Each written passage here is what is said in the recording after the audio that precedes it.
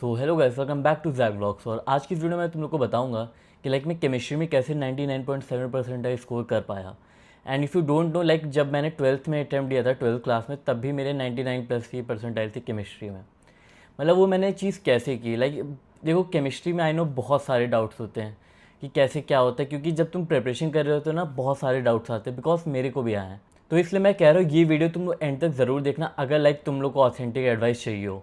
Because मैं एकदम इस वीडियो में तुमको ऑथेंटिक बताऊंगा। मैं तुमको कोई चैट जीपीटी या लैंग्वेज नहीं बताऊंगा कि ये एक रोड मैप है, ये वो है, कुछ नहीं। रैंडम चीज़ें होंगी बट बहुत यूज़फुल होंगी। एंड इससे तुम आई थिंक काफ़ी कुछ रिलेट कर पाओगे एंड सीख पाओगे कि हाँ, अगर मेरा ऐसे जा रहा है तो शायद ऐसा होता है। एंड ये भी है कि मैं इस वीडियो में कुछ शुगर कोट नहीं करूँगा, जो भी था मेरी लाइफ में मैं सब बताऊँगा एंड एकदम अच्छे से बताऊँगा। जो चीज़ मेरी स्ट्रॉन्ग थी वो अच्छा बताऊँगा एंड जो चीज़ वीक थी वो वीक बताऊँगा। तो वीडियो स्टार्ट करते हैं। सबसे पहले आते हैं कि ये मेरा प्रोसेस था कैसा। 12th क्लास में, 11th में मेरे कैसी केमिस्ट्री थी, ड्रॉपर में कैसी रही है। तो अगर मैं बताऊँ तो 11th क्लास में क्या था कि भाई केमिस्ट्री, जैसे हमारी शुरुआत हुई थी फिज़िकल से, तो भाई एक्साइटमेंट तो रहती है। 11th में तो मैंने इतना ही बार वो रिवाइज़ किया होगा, वो क्या बोलते हैं, mole concept and atomic structure. भाई मैंने उसको इतनी बार रिवाइज़ कर डाला। वो 11th का जोश नहीं होता है क्या, कि एक हफ्ते हुए हैं और कुछ पढ़ाया नहीं, तो पढ़े ही जा रहे बस। तो उसमें मैंने इतनी बार रिवाइज़ किया होगा। एंड उसके बाद हम लोगों ने की थी इनऑर्गेनिक। एंड उसके बाद जब वो केमिकल बॉन्डिंग आई, मेरे को लगा भाई क्या है ये, क्या है। मैंने कोशिश की बहुत रटने की।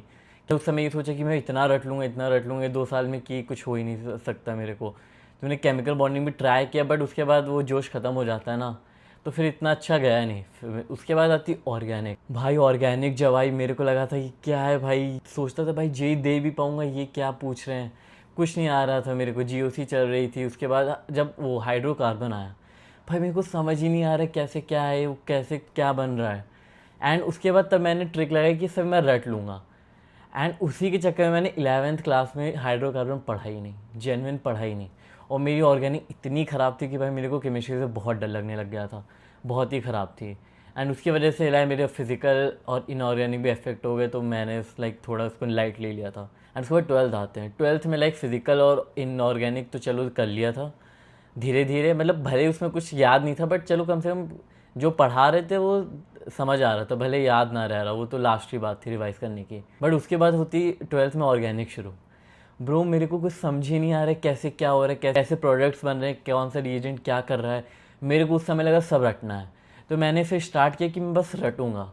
तो ऑर्गेनिक मैंने इतना रटना स्टार्ट किया, मैंने बहुत रटा। तब मेरे को क्या हो गया था कि मेरे को एक ही रिएजेंट फिर पता चल गए थे कि कौन से क्या बनता है, बट मेरे को लॉजिक ज़ीरो पता था। मैं सच बता रहा हूँ, मैं एकदम रियलिटी सा बता रहा हूँ, मेरे को लॉजिक नहीं पता था उस समय। मैं बस सोच रहा हूँ हाँ ये रिएजेंट है तो ये बन जाएगा, वो है तो वो बन जाएगा। बट अगर तुम लोग को पता हो तो ये बहुत गलत चीज़ है, बिकॉज ये मेंस में भले थोड़ा साथ दे दे, बट एडवांस में तो एकदम नहीं देने वाला। एंड फिर उसके बाद क्या हुआ कि जब दिसंबर का टाइम आया 12th में, तब मैंने सब रिवाइज़ करने का सोचा कि मैं केमिस्ट्री शुरुआत से रिवाइज़ करता हूँ, क्योंकि मेरी केमिस्ट्री सबसे वीक थी। जेन्युइन सोचो तुम, एग्ज़ाम के 2 महीने पहले मेरी सबसे वीकेस्ट सब्जेक्ट मेरा सबसे स्ट्रॉन्गेस्ट बनेगा। तो मैंने स्टार्ट किया। एंड फिर मैंने जो ऑर्गेनिक थी जिससे मैं डरता था, तो मैंने फिर 11th से स्टार्ट किया। एंड 11th में क्या था, जब मैंने जीओसी समझा कि हाँ इंडक्टिव इफेक्ट क्या होता है, रेजोनेंस क्या होता है, इजोमेरिक इफेक्ट क्या होता है, तब मेरे को पता चला। तब मेरे को कनेक्शन थोड़ा थोड़ा बैठने लगा कि हाँ ये रिएजेंट है तो ये क्यों है, ऐसा क्या है कि वो वो ऐसे रिएक्ट करता है। एंड फिर इससे मेरी धीरे धीरे थोड़ी सी पकड़ बनती गई। तब मेरे को ऑर्गेनिक फिर थोड़ी थोड़ी आसान लगने लगी। जितना मैंने शुरुआत से पढ़ा, मैंने बस एक चीज़ की, मैंने एकदम शुरुआत से पढ़ा 11th में। मैं पूरे साल डरता रहा कि भाई 11th में तो कुछ समझ नहीं आया तो क्यों पढ़ूँ। बट जब मैंने रिवीजन के लिए शुरुआत से पढ़ा था ना, तब मेरे को धीरे धीरे सब समझ में आया कि वो क्यों चीज़ थी, किस लिए। वीडियो में आगे बढ़ने से पहले तुम लोग की इंपॉर्टेंट चीज़ के बारे में बताना चाहूँगा कि तुम लोग PYQ ज़रूर लगाते रहना। एंड जो एडवांस के होंगे वो भी PYQ तुम अभी से लगाना शुरू कर देना, बिकॉज क्या पता उस टाइम पे तुमको एकदम टाइम नहीं मिलता, एकदम टाइम नहीं लगता कि तुम PYQ लगाओ, तुमको और भी चीज़ें कवर अप करनी होती है। तो इसलिए पहले ही से वो प्रैक्टिस बना के रखना है PYQ लगाने की। उसके लिए यू कैन यूज़ PW की जो ये बुक है, ये JEE मेंस प्लस एडवांस दोनों के लिए बुक है। एंड सच बता रहा हूँ, ये वाला जो मेरे पास सेट था वो पिछले साल का था। एंड सच बता रहा हूँ, ये इतना वर्थ इट था इसमें, क्योंकि तुम खुद विद देखो कितनी मोटी है। एंड इसमें ना तुम्हारे सारे पीवाईक्यू एक ही बुक में कवर हो जाते हैं। फिर तुम लोग को अलग अलग बुक्स नहीं चाहिए कि तुम लोग 3 बुक पहले मेंस के लिए मंगाओ, 3 बुक एडवांस के लिए मंगाओ। ये सब तुमको एक ही बुक में हर चीज़ मिल जाती है। एंड जो सबसे अच्छा फीचर जो इस बुक को अलग बनाता है, लाइक एडवांस का क्वेश्चन देखोगे तो उसमें स्टैट्स दिए होते हैं, कितने स्टूडेंट ने अटैम्प्ट किया था, कितने लोगों ने अनअटेम्प्ट कर दिया, कितने लोगों को गलत हुआ, जिससे तुमको प्रॉपर आइडिया लग पाता है कि यार गलती अगर मेरी है या फिर लाइक क्वेश्चन ही बहुत टफ था। तो इससे तुमको बहुत कुछ समझने को मिलता है। और अगर तुम्हारा टारगेट सिर्फ जेई मेंस है ना, देन तुम इसकी एक पीडब्ल्यू की 8 years करके बुक आती है, वो यूज़ कर सकते हो पीवाईक्यू के लिए। बिकॉज जब से एनटीए ने लाइक पेपर कराना शुरू किया ना, उस बुक में वो सारे पेपर कवर हैं। एंड तुमको सच बता रहा हूँ, 8 year के पीवाईक्यू मतलब तुम खुद सोच लो कितने ज़्यादा होंगे। हर साल 16 पेपर होते हैं। एंड सोचो इन लाइक 4-5 सालों से तो 16 पेपर हो ही रहे हैं। तो तुम सोच के देखो उसमें कितने पीवाईक्यू होंगे। तो मतलब अगर वो तुमने एक बुक ले ली तो तुम्हारा पूरा सॉर्टेड है। बट अगर तुम दोनों की तैयारी कर रहे हो ना, देन तुम ये वाली बुक ज़रूर लेना। ये जो जेई मेंस प्लस एडवांस वाली का कॉम्बो है, ये काफ़ी वर्थ इट होगा तुम्हारे लिए। तो वहीं मैंने इन सब की लिंक डिस्क्रिप्शन में दे रखी होगी, तुम लोग एक बार चेकआउट ज़रूर करना अगर तुम लोग को पीवाईक्यू की बुक चाहिए। एंड अब चलते हैं वीडियो में। तो उसके बाद हुआ कि जब मैंने लाइक ऑर्गेनिक पूरी पढ़ ली, तब मेरे को धीरे धीरे थोड़ा कॉन्फिडेंस आने लगा था। बट स्टिल मैं वो मेथड नहीं भूला था, बिकॉज एक बार वो मेथड पढ़ लिया होता ना कि बस रिएजेंट देख के आंसर निकाल लो, वो भूला नहीं था। बट स्टिल मेरे को थोड़ा थोड़ी पकड़ हो गई थी ऑर्गेनिक पे, तो मेरे को थोड़ी सी तो आसान लगने लग गई थी। एंड उसके बाद इनऑर्गेनिक फिजिकल भी थोड़ी बहुत रिवाइज किया। मैंने जनवरी अटैम्प्ट दे दिया था क्लास 12th में, जो कि मेरा बहुत बेकार गया था। लाइक वो एग्ज़ाम तो है वन ऑफ द हिस्ट्री में लिखा जाने वाला एग्ज़ाम था, बिकॉज उसकी 99 बनी थी आई थिंक 232 मार्क्स पे। सोच रहे हो 99 परसेंटाइल 232 मार्क्स पे, भाई वो पेपर तो अलग ही लेवल का था। वो अभी भी मैं नहीं भूला, 27 जनवरी शिफ्ट 1 था आई थिंक। उसके बाद हुआ कि मेरी इतनी कम परसेंटाइल आई थिंक उसमें मेरी टोटल 95 थी। केमिस्ट्री में मेरे को याद नहीं कितनी थी, शायद 98 थी, पता नहीं, मेरे को याद नहीं। बट उसमें बहुत कम परसेंटाइल बनी। तो भाई फिर मैंने क्या किया, उसके बाद जो 2 महीने सेकेंड अटैम्प्ट के लिए मैंने इतना केमिस्ट्री, फिर मेरे को समझ आ गया था ना कि केमिस्ट्री पढ़नी कैसे है, डरना नहीं है। तो इसके बाद मैं फिर ऑर्गेनिक को बस शुरुआत से फिर देखता गया, समझता गया।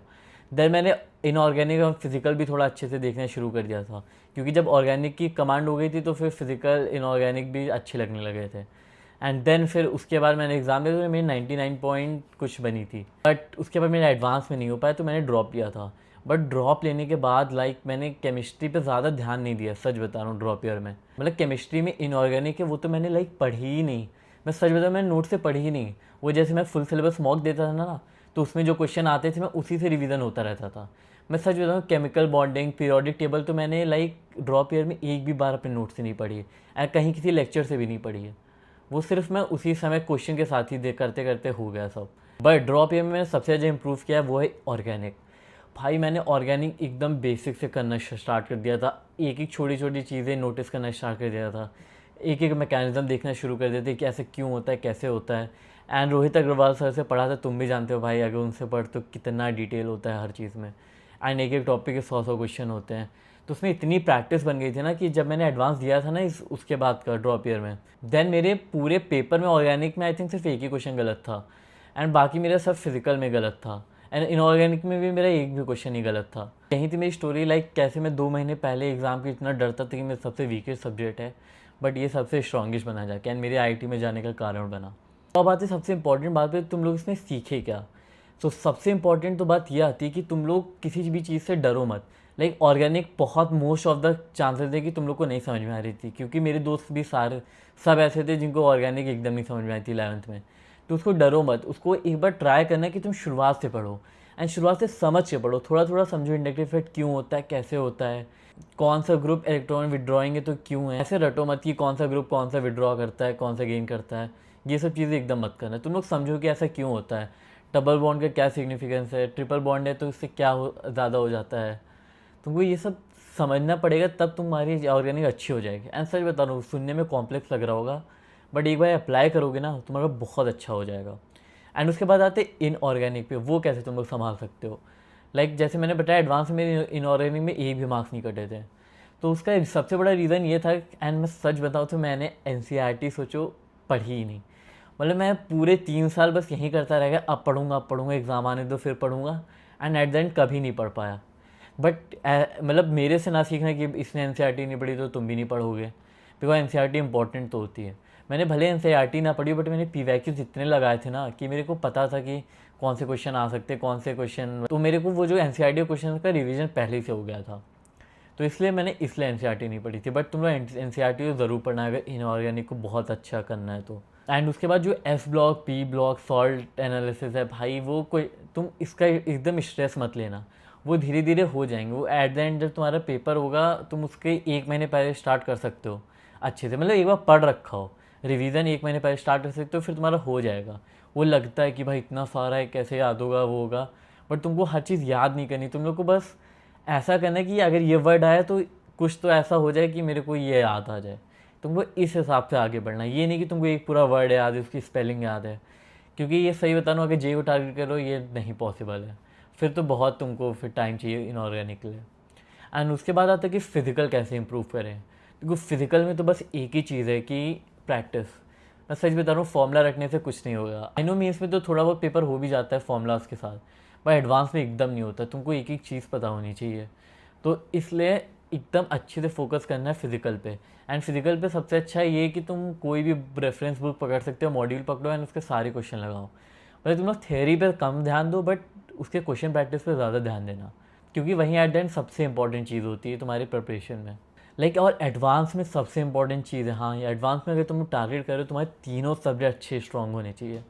मैं सच बताऊँ तभी तुम लोग अच्छा कर पाओगे, क्योंकि एडवांस में हमेशा ये होगा कि समझो फिजिकल को ऑर्गेनिक के साथ रिलेट कर दिया, या इनऑर्गेनिक, फिजिकल, ऑर्गेनिक तीनों एक ही क्वेश्चन में रिलेट कर दिया, तो अगर तुम एक पार्ट भी नहीं जानते होगे ना, तुम्हारा पूरा क्वेश्चन नहीं कर पाओगे, फिर तुमको बहुत रिग्रेट होगा। तो इसलिए हमेशा तीनों पार्ट तो स्ट्रॉन्ग रखना। एंड उसके बाद आता है तुम लोगों को नोट्स कैसे बनाने चाहिए। देखो इनऑर्गेनिक में तुम लोग यार नोट्स लिख लिख के बनाओ, सच बता रहा हूँ, जितना लिखोगे उतना अच्छा होगा। एंड जितना हो सके लंबे लंबे नोट्स बनाओ, जितना डिटेल हो सके, क्योंकि इनऑर्गेनिक में काम आता है। उसके बाद आते हैं ऑर्गेनिक के नोट्स। ऑर्गेनिक के नोट्स भी तुम लोग अच्छे से बना सकते हो, बट मैं मेनली सजेस्ट करूँगी क्वेश्चन के नोट्स बनाओ। थ्योरी तुमको पढ़नी होगी भाई एनसीईआरटी से पढ़ लेना जाके, बट मेनली इसमें क्वेश्चन के नोट्स बनाना है। तुम उसमें क्वेश्चन के सामने लिखना है ऐसा क्यों हुआ, लाइक ये बहुत सारे एक्सेप्शन होते हैं, ऐसा क्यों एक्सेप्शन है, क्यों, उसका रीज़न लिखना। रीज़न से तुमको वो चीज़ याद रहती है, वरना तुम भूल जाओगे अगर तुम डायरेक्टली रट लोगे एक्सेप्शन। एंड उसके बाद फिजिकल में भी मैं कहूँगा सिर्फ न्यूमेरिकल्स के नोट्स बनाना है। जो थ्योरी होती है ये तुम एक बार एनसीईआरटी से पढ़ लेना। बस मैं यही कहूँगा कि तुम्हारे नोट्स में ज़्यादा टाइम ना वेस्ट हो, रेदर देन तुम प्रैक्टिस में ज़्यादा टाइम दो अपना। तो बस यही था आज की वीडियो में कि तुम लोग कैसे अपनी चीज़ें इंप्रूव कर सकते हो। एंड तुम लोग को मेरी स्टोरी से ये जानने को मिला होगा कि लाइक ऐसा नहीं है कि अगर तुम्हारी पहले ख़राब है कोई चीज़, वो तुम इम्प्रूव नहीं कर सकते, बहुत अच्छे से इम्प्रूव कर सकते हो। बस वो एक स्टार्ट करने की देरी होती है, क्योंकि मैंने सोची दिसंबर में पूरा शुरुआत से स्टार्ट किया केमिस्ट्री। आई नो ये थोड़ा बहुत गलत डिसीजन था, बट इसलिए मेरे को कितना हेल्प कर गया। इसलिए कोई भी चीज़ स्टार्ट करने से ना कतराना। अब मिलते हैं तुम लोग को नेक्स्ट वीडियो में, तब तक के लिए बाय बाय।